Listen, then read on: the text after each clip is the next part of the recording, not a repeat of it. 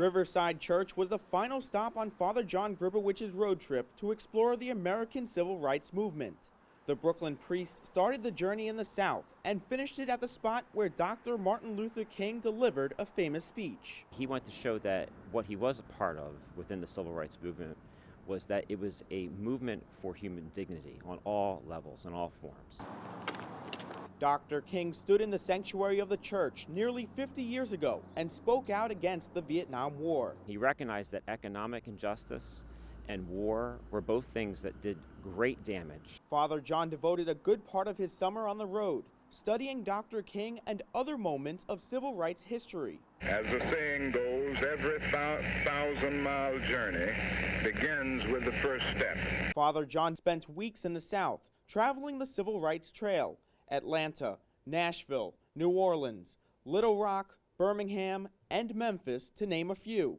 The adventure captured on his smartphone, but Father John's emotions couldn't be expressed with emojis. Extremely powerful. I mean, I will say that.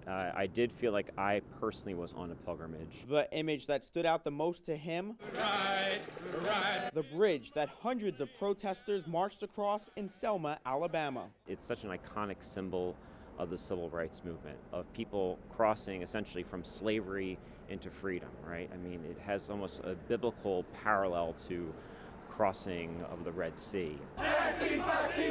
But Father John says protests like in Charlottesville, Virginia are sad reminders that racial unity is an elusive goal in the United States. We are under this illusion that we think that we've moved beyond racial prejudice and discrimination, but the very fact that we think we moved on just makes it even worse. Decades ago, Dr. King preached nonviolence. We have further agreed to call off demonstrations while the committee seeks to work out a settlement. Today, after traveling the Civil Rights Trail, Father John believes Americans must do more to achieve racial harmony. I think there should be an opening for understanding and compassion that could open up between people who are white and people of color.